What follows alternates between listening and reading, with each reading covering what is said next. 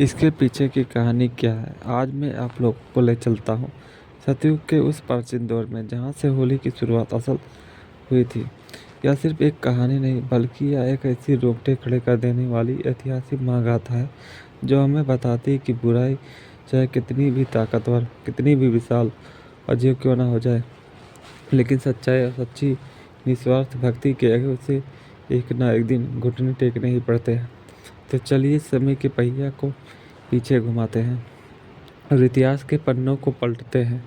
यह कहानी शुरू होती है सतयुग में, जब धरती पर असुरों और राक्षसों का खौफ हुआ करता था। उस काल में एक बेहद शक्तिशाली, महत्वाकांक्षी और क्रूर असुर राजा था, हिरण्यकश्यप। हिरण्यकश्यप कोई आम असुर नहीं था, उसके भीतर पूरे ब्रह्मांड पर राज करने की भूख था। अपने इसी सपने को पूरा करने के लिए उसने मंदराचल पर्वत पर जाकर घोर तपस्या शुरू कर दी। उसकी तपस्या इतनी कठोर थी कि वह सालों तक बिना कुछ खाए पिए एक पैर पर खड़ा रहा।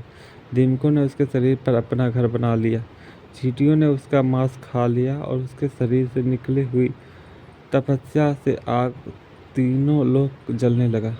आखिरकार सृष्टि के रचयिता भगवान ब्रह्मा को उसकी तपस्या से प्रसन्न होकर उसके सामने प्रकट होना ही पड़ा। ब्रह्मा जी ने जब उससे वरदान मांगने को कहा, हिरण्यकश्यप ने बड़ी ही चालाकी से एक ऐसा अनोखा वरदान मांगा जिसने उसने तकनीकी रूप से लगभग अमर बना दिया।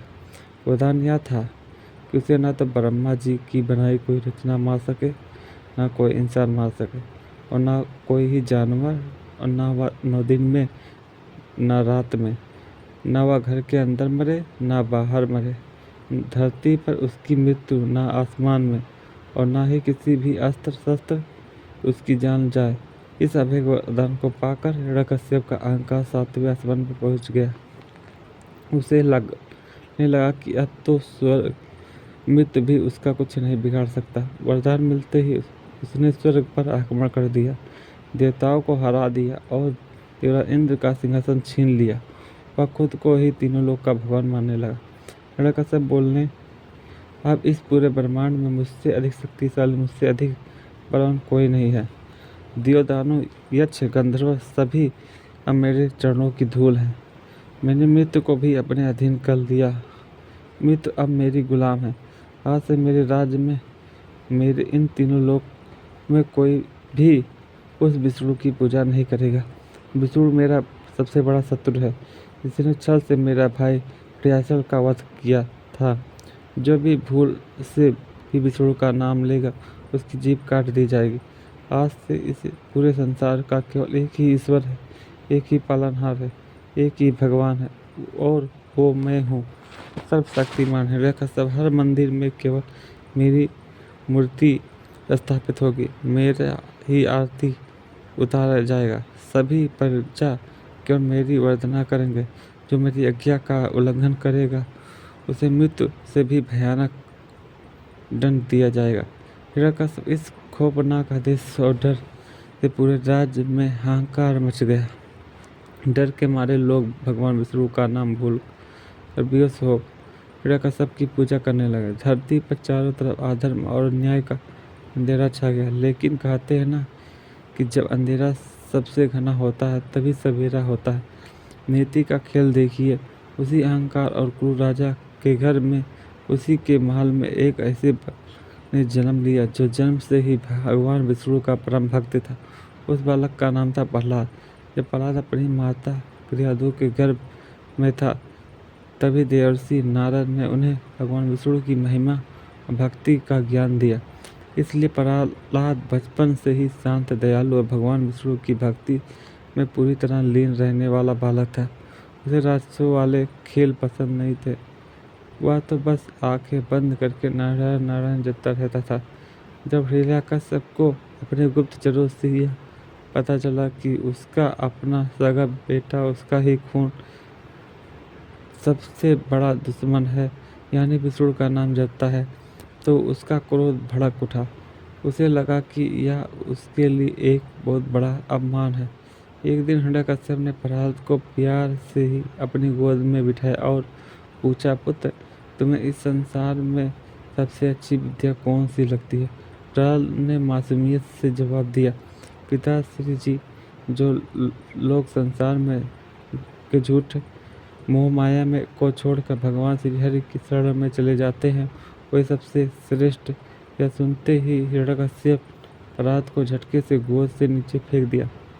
उसने प्रहलाद को कई बार समझाने की कोशिश की, उसे डराया धमकाया, गुरु से उसे राष्ट्र विद्या बढ़ाने को कहा, लेकिन प्रहलाद की भक्ति अडिग थी। हिरण्यकश्यप बोले, बड़ा मूर्ख प्रहलाद, मेरे पुत्र होकर मेरे ही खून होकर तुम उस कार्य विष्णु का नाम क्यों जपते हो, जिस विष्णु ने धोखे से तुम्हारे चाचा हिरण्याक्ष का वध किया था? तुम्हें उसी हत्यारे के गुण गाते हो? तुम्हारी इतनी हिम्मत? मूर्ख बालक, अपने अज्ञान के पर्दे हटाओ, अपनी आंखें खोलो और देखो, मैं ही इस सृष्टि का पालनहार हूँ। मैंने घोर तपस्या करके ब्रह्मा से अमृत का वरदान पाया है।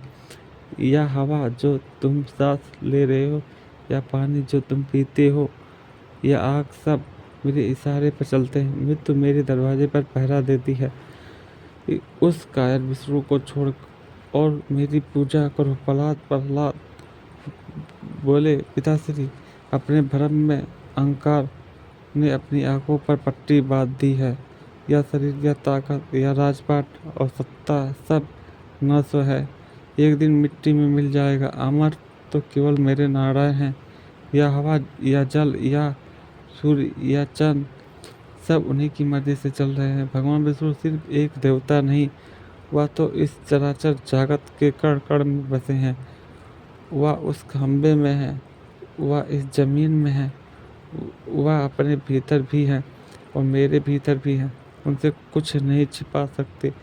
मेरा यह जीवन उन्हीं को समर्पित है। पिता, ओम नमो नमो भगवते वसुदेवाय नमः। ओम नम भगवते वसुदेवाय नमः। अपने ही बेटे के मुंह से विष्णु का नाम सुनकर हिरण्यकश्यप क्रोध ज्वालामुखी की तरह फट पड़ा। उसकी आंखें लाल हो गई, मुट्ठियां भिड़ गईं और उसकी एक दहाड़ से पूरा महल धंसा उठा। मेरा शत्रु, मेरा सबसे बड़ा दुश्मन विष्णु और मेरा ही खून उसका गुणगान कर रहा है। उसने फैसला किया, जो बेटा उसकी बात नहीं मान सकता, जो उसके दुश्मन को अपना आखिर अधिकार नहीं है, राज धर्म और पिता के मुंह से ऊपर उठकर अब उसके सिर पर सिर्फ और सिर्फ अहंकार का बोझ सवार था। यहाँ से शुरू हुआ क्रूरता का एक ऐसा सिलसिला जिसे सुनकर आज भी रूह कांप जाती है। ये पिता जो रक्षक होना चाहिए था, वह वही सबसे बड़ा भक्षक बन गया। हिरण्यकश्यप ने अपने ही मासूम कोमल से बेटे को मारने के लिए एक से बढ़कर एक खौफनाक तरीके अपनाए। सबसे पहले उसने अपने क्रूर सैनिकों को आदेश दिया कि प्रहलाद को राज्य के सबसे ऊंचे पहाड़ की चोटी पर ले जाए और वहां से नीचे नुकीले पत्थरों की खाई में फेंक दिया जाए। सैनिकों ने ऐसा ही किया। उस नन्हे से बालक को घसीटते हुए पहाड़ पर ले गए और बिना किसी दया के उसे नीचे ढकेल दिया। लेकिन यह प्रहलाद के चेहरे पर खौफ की एक लकीर तक नहीं थी। वह हवा में तेजी से नीचे गिरते हुए भी मुस्कुरा रहा था। उसकी आंखें बंद थी और होठों पर सिर्फ एक ही जाप था और नारायण का ध्यान कर रहा था। धरती के कठोर पत्थरों पर गिरने से पहले हवाओं ने उसका रास्ता मोड़ दिया। भगवान विष्णु ने उसे फूलों की तरह अपने बाहों में सुरक्षित थाम लिया। जब सैनिक नीचे पहुंचे तो देखा प्रहलाद मिट्टी में गिर रहा था। प्रहलाद को एक खरोंच तक नहीं आया। यह खबर सुनकर हिरण्यकश्यप बौखला गया। उसका अहंकार चूर चूर हो गया। उसने एक नई चाल चली। उसने प्रहलाद को एक पागल और खूंखार हाथी के पैरों तले कुचलवाने की कोशिश की। एक ऐसा हाथी जिसे कई दिनों से भूखा रखा गया था, तो जंजीरें तोड़कर चिंघाड़ रहा था। जब उस विशाल जानवर को प्रहलाद की तरह छोड़ा गया तो देखने वालों की सांसें अटक गई, जमीन कांपने लगी। लेकिन हाथी प्रहलाद के पास आते ही शांत हो गया। प्रहलाद के तेज भक्ति ने उसे जानवर से के क्रोध को हर लिया और उसने अपने सूने से प्रहलाद के चरण अस्वस्थ कर लिए। हिरण्यकश्यप का पागलपन जब अपनी सीमा पार कर चुका था, इसके बाद प्रहलाद को भूखे जहरीले सांपों के बीच एक अंधेरी कठोर कोठरी में छोड़ दिया गया। एक ऐसी जगह जहां एक दंश ही किसी की भी जान लेने के लिए काफी था। मगर वह सांप जो काल का रूप था, वह भी प्रहलाद के लिए एक रक्षक बनकर उसके चारों ओर बैठ गए, मानो शेष नाग स्वयं उसकी रक्षा कर रहे हैं। जब इस पर भी बात नहीं बनी तो प्रहलाद को जहर दिया गया। एक ऐसा हाल जहर जिसका रंग देखकर ही इंसान दम तोड़े, लेकिन विष्णु की कृपा से वह जहर प्रहलाद के गले के नीचे उतरते ही अमृत बन गया। अब हिरण्यकश्यप हार मान चुका था। उसका सारा गुरूर मिट्टी में मिल गया था। उसे समझ नहीं आ रहा था कि इस छोटे से भाला को कैसे मारा जाए। उसके पास कोई भी ऐसा अस्त्र या शस्त्र नहीं बचा जो प्रहलाद का बाल भी फाका कर सके। और जब सारे हथकंडे फेल हो गए, तब हताशा हिरण्यकश्यप ने अपनी बहन होलिका को बुलाया। होलिका कोई साधारण स्त्री नहीं थी। उसके पास एक रहस्यमय शक्ति थी। भगवान ब्रह्मा ने उसकी तपस्या से प्रसन्न होकर एक विशेष चुनरी या शाल वरदान में दी थी। इस चुनरी की खासियत यह थी कि अगर होलिका इसे ओढ़कर धकती हुई आग में भी बैठ जाए तो आग की भयानक लपटें भी उसका बाल बांका नहीं कर सकती थी। आग उसे जला नहीं सकती। और भरे दरबार में हिरण्यकश्यप बोले, होलिका मेरी बहन, आज तुम्हारे भाई की प्रतिष्ठा दांव पर लगी है। यह कुल कलंक प्रहलाद मेरे किसी भी अस्त्र से नहीं मर रहा है। मैं थक चुका हूँ। कोई आदर्श शक्ति हर बार इसकी रक्षा कर रहा है। अब सिर्फ तुम ही मेरी मदद कर सकती हो। तुम्हारे पास ब्रह्मा जी की जो दी हुई चमत्कारी चुनरी है, तुम उस चुनरी को ओढ़कर प्रहलाद को अपनी गोद में लेकर चिता पर बैठ जाओ। आग उसे जलाकर भस्म कर देगी और तुम सुरक्षित बाहर आ जाओगी। होलिका अपने वरदान के अहंकार अंधी हो चुकी थी। होलिका बोली, आप तनिक भी चिंता ना करें भ्राता श्री, कल फागुन मास की पूर्णिमा है। कल ही इस बालक का अंत होगा। यह मूर्ख बच्चा मेरे पास आकर बड़े प्यार से बैठ जाएगा। मैं वह दिव्य चुनरी ओढ़ लूँगी। जैसे ही सहनी चिता ने आग लगाए, आग की लपटें इस विष्णु भक्त को पल भर में राख कर देगी। आपके मर का यह कांटा हमेशा के लिए दूर हो जाएगा। अगले दिन सूरज निकलते ही राज्य के बीचों बीच लकड़ियों का एक विशाल पहाड़ खड़ा किया गया। पूजी प्रजा डरी और सहमी हुई इस भयानक दृश्य को देख रहे थे। हर आंख में आंसू था। होलिका बड़े घमंड के साथ उस चिता पर चढ़ी। उसने ब्रह्मा जी की दी हुई चमत्कारी चुनरी ओढ़ ली और छोटे से प्रहलाद को बड़े ही मीठे मगर कपटी स्वर प्यार से पुकार कर अपनी गोद में बिठा लिया। प्रहलाद के चेहरे पर रत्ती भर भी डर नहीं था। वह रोया ना, उसने बचने की कोशिश की। उसकी आंखें बंद थी और उसके होठों पर सिर्फ एक ही नाम था, तभी सैनिकों ने चिता में आग लगा दी। सूखी लकड़ियों ने तुरंत आग पकड़ ली और कुछ ही पलों में आग की लपटें आसमान को छूने लगी। गर्मी इतनी भयंकर थी कि दूर खड़े लोग भी पीछे हटने लगे। पूरी प्रजा हाहाकार करने लगी। हिरण्यकश्यप अपने ऊंचे सिंहासन पर बैठकर जोर जोर से पागलों की तरह हंस रहा था कि आखिरकार उसका दुश्मन जल रहा। लेकिन तभी तभी प्रकृति ने एक भयंकर करवट ली। जिस आसमान में अभी तेज धूप थी, वहां अचानक काले बादल घेर आए और बेहद तेज तूफानी आंधी चलने लगी। हवा का झोंका इतना तेज और अचूक था कि होलिका जी, जो अपनी जीत का पर मुस्कुरा रही थी, उसके शरीर पर लिपटी हुई चमत्कारी चुनरी। होलिका डर के मारे चीखने लगी, बचाओ भ्राता श्री, मुझे वह चुनरी हवा में लहराती हुई उड़कर सीधे नन्हे प्रहलाद के ऊपर जग गई और उसे पूरी तरह से ढक लिया। आग की भयंकर लपटों ने पलक झपकते ही होलिका को अपने आगोश में ले लिया।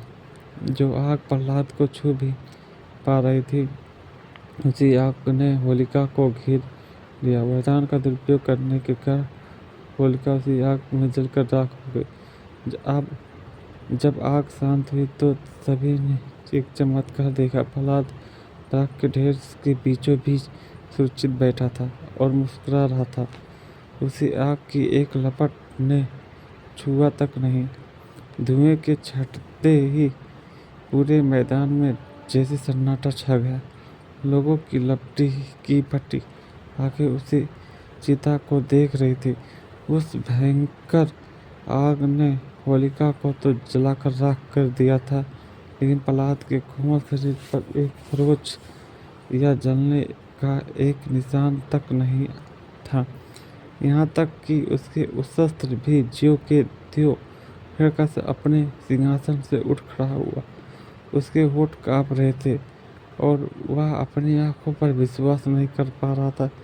दोस्तों, होलिका का अहंकार और उसका वरदान दोनों उसी आग में भस्म हो गए, जबकि प्रहलाद की निस्वार्थ भक्ति ने उसे बचा लिया। यह सिर्फ एक बालक के बचने की घटना नहीं थी, बल्कि यह दुनिया के लिए एक प्रमाण था कि सत्य की कितनी भी बड़ी आँच क्यों ना दी जाए, वह कभी जलता नहीं।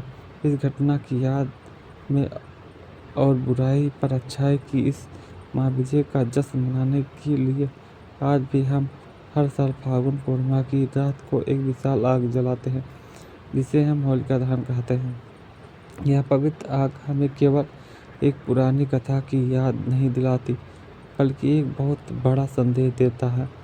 यह आग हमें दिलाते है कि चाहे दुनिया की कितनी ताकत और बुराई हमारे सामने क्यों ना खड़ी ही हो जाए, चाहे हमारे चारों ओर कितनी भी नकारात्मक क्यों ना हो, अगर हमारी नीयत साफ है और हमारा विश्वास पक्का है तो जीत हमेशा सच्चाई की ही होती है। होलिका दहन के दिन हम सिर्फ लकड़ियाँ नहीं जलाते, बल्कि अपने अंदर छिपे ईर्ष्या और बुराइयों को भी जलाकर राख कर देते हैं।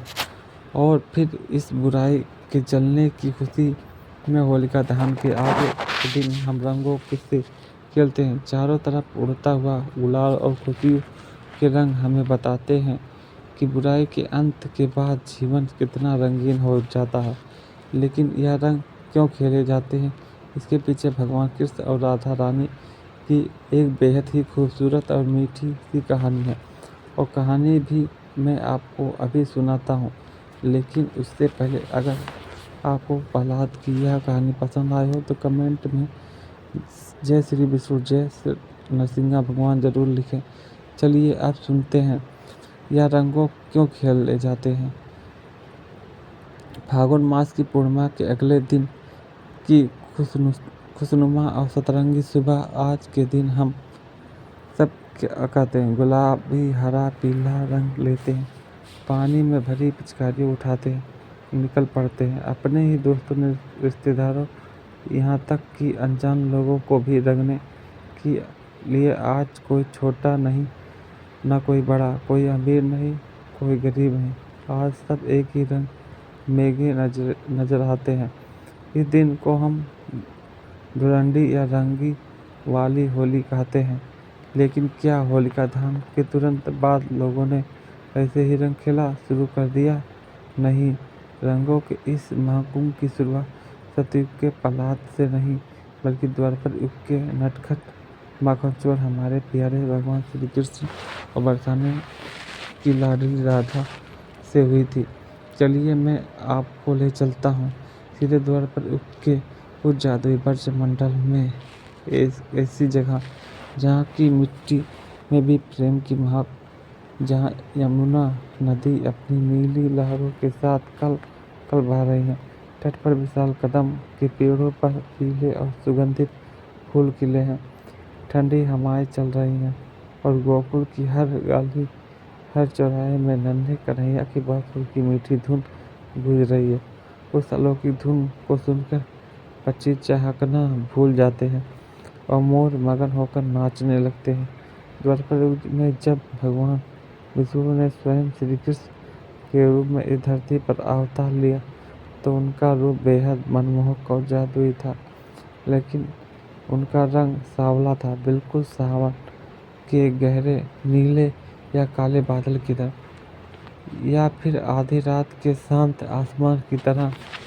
वहीं दूसरी ओर उनसे कुछ ही दूरी पर बसे बरसाने में रहने वाली विषभानु नंदनी राधा रानी का रंग एकदम दूध जैसा गोरा और सुबह सुबह खिले चंपा के फूल जैसा निखरा हुआ था, मानो साक्षात चाँद की चांदनी धरती पर उतर आई है।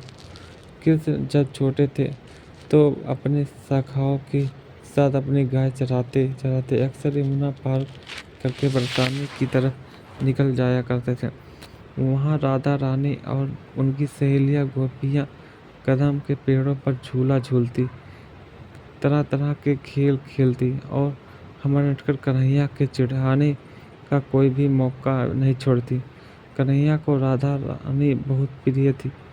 वे उन्हें छुप छुप कर देखा करते थे, लेकिन उनके मन में अपने सांवले रंग को लेकर एक मासूम सी प्यारी सी शिकायत हमेशा रहती थी। गोपिया की हंसी सुनकर और बढ़ जाती थी। एक दिन फागुन का ही महीना था। बसंत ऋतु के आने से पूरे वृंदावन का रूप ही बदल गया था। चारों तरफ पलाश और टेसू के लाल और नारंगी फूल ऐसे खिले हुए थे मानो पूरे जंगल में किसी ने आग लगा दी हो। हवा ने एक अजीब सी खुमार। श्री कृष्ण उदास होकर यमुना नदी के किनारे एक पत्थर पर बैठे थे और शांत पानी अपनी परछाई देख रहे थे। उन्हें बार बार राधा का चमकता हुआ गोरा मुखड़ा और गोपियों की वह हंसी याद आ रहे थे। वे अचानक उदास हो गए, उनकी आंखों में नमी आ गई और वह दौड़े दौड़े बिना पीछे देखे अपनी यशोदा मैया के पास नंद भवन की ओर चल पड़े। नंद भवन पहुँचे पर देखा यशोदा मैया आंगन में बैठी एक बड़े से मिट्टी के बर्तन में मधानी से माखन निकाल रही थी। कन्हैया की पायल की छम छम सुनकर मैया ने पीछे मुड़कर देखा। कन्हैया बिना कुछ बोले दौड़कर अपनी मैया की गोद में छिप गए, उनका आंचल कसकर पकड़ लिया और अपना मुंह फुलाकर बैठ गए।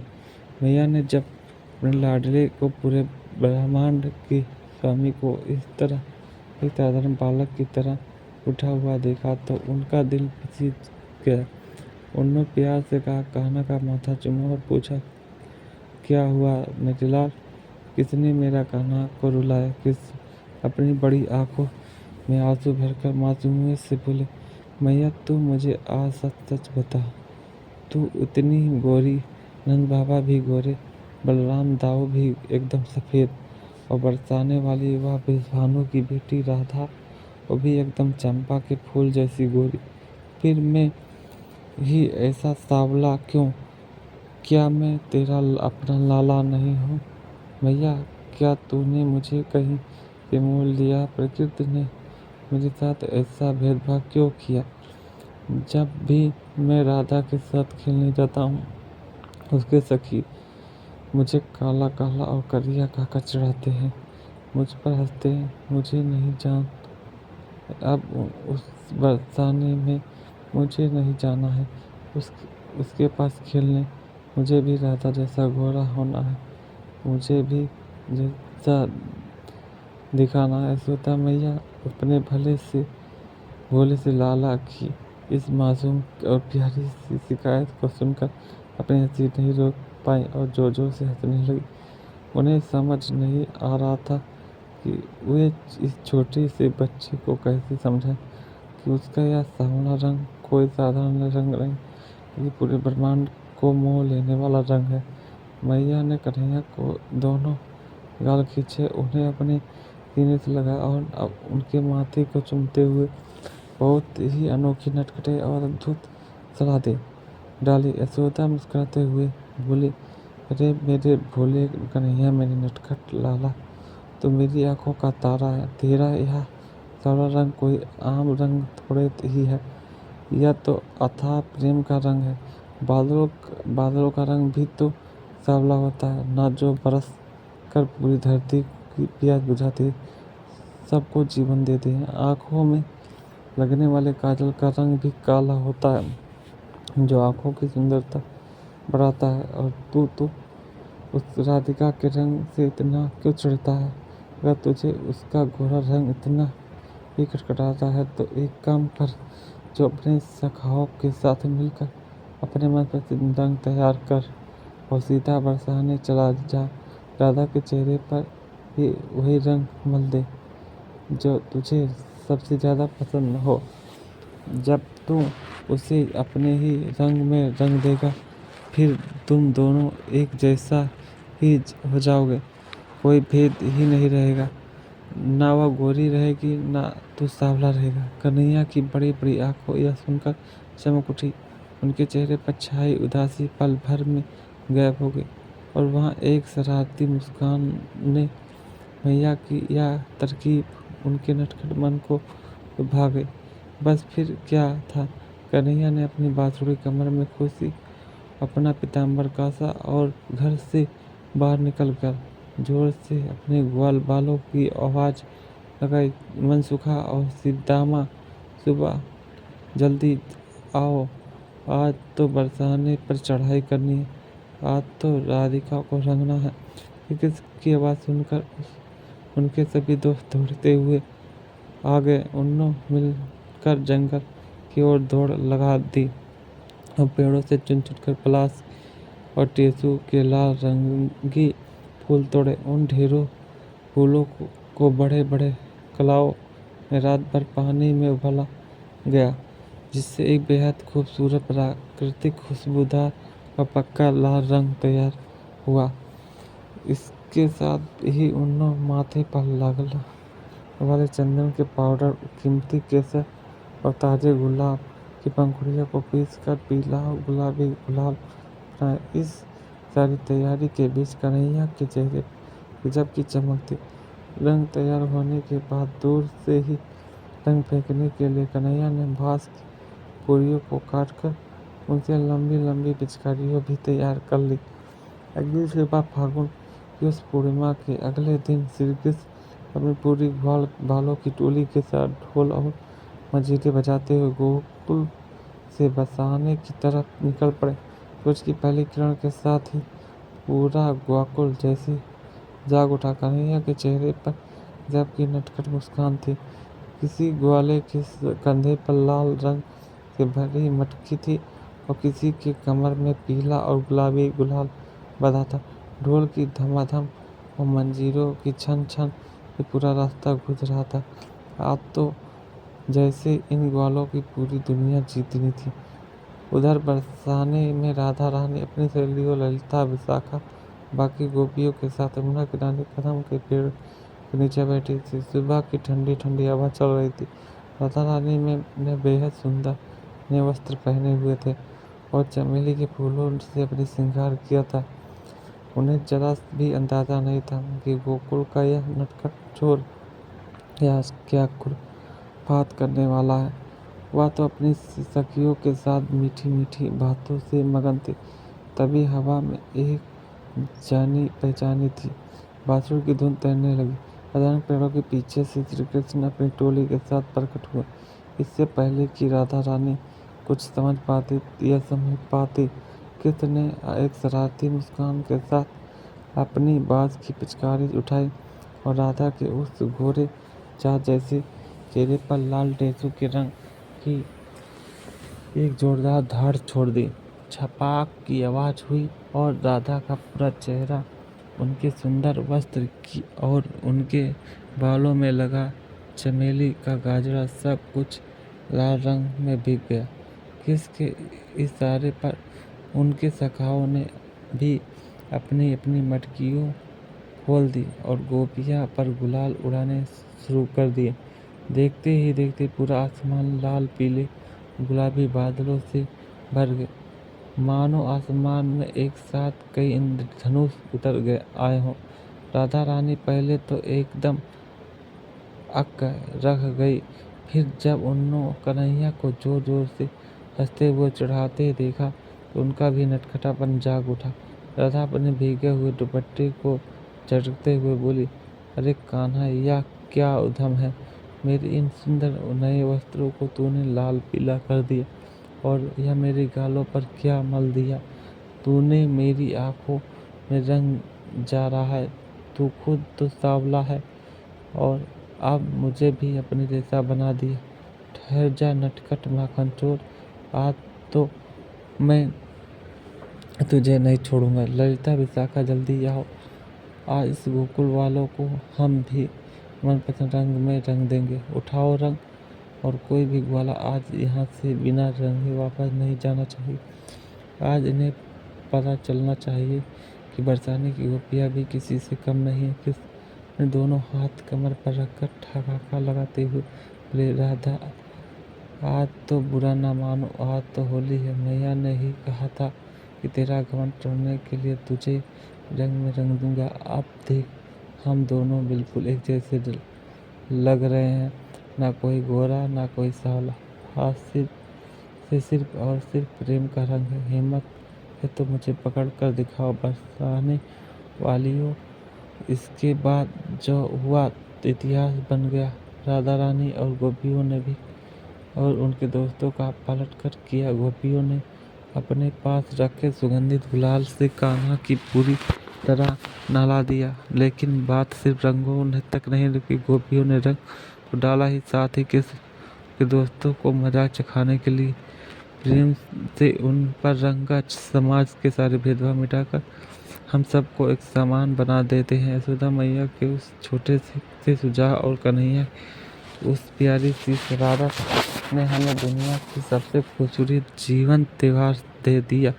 हमारी प्यारी होली। तो इस बार जब आप होली खेले तो सिर्फ किसी के गालों का रंग ना लगा, बल्कि अपने दिलों के सारे भेदभाव, सारी कराहट और सारे गिले शिकवे उस रंग में घोल दे, हमेशा के लिए मिटा दे। किसी रूठे हुए को मना ले, किसी अजनबी को अपनी बना ले। असली रंग निखर कर आता है। यही होली का असली मतलब है। आप सभी को रंगों और प्रेम के इस महापर्व की बहुत बहुत शुभकामनाएं। हैप्पी होली। अगर आपको यह कहानी पसंद आए हो तो वीडियो को लाइक करें, अपने दोस्तों के साथ शेयर करें, कमेंट में राधे राधे जय श्री कृष्ण जरूर लिखें। मिलते हैं अगले वीडियो में।